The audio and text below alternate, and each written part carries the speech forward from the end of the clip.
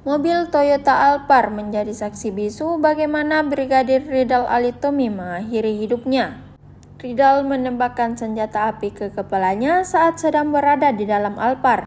Mobil tersebut masih dalam kondisi menyala saat kejadian tragis itu. Hal itu menjadi pertanyaan, siapa pemilik Alphard yang dikendarai korban? Polisi pun mengungkap siapa pemilik Alphard itu.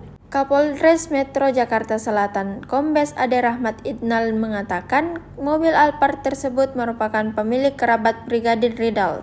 Ade menuturkan kerabat korban tinggal di perumahan di tempat kejadian perkara atau TKP. Korban selama berada di Jakarta dikatakan tinggal di rumah Indra Pratama, seorang pengusaha yang juga disebut pemilik rumah TKP Ridal tewas. Menurut istri korban, Novita, suaminya sudah berangkat ke Jakarta sejak sebelum Lebaran. Katanya sang suami tengah BKO mengawal seorang pengusaha suami dari perwira Poluan. Namun Indra Pratama membantah, mengatakan jika korban bukan pengawalnya. Download Tribun X sekarang, menghadirkan lokal menjadi Indonesia.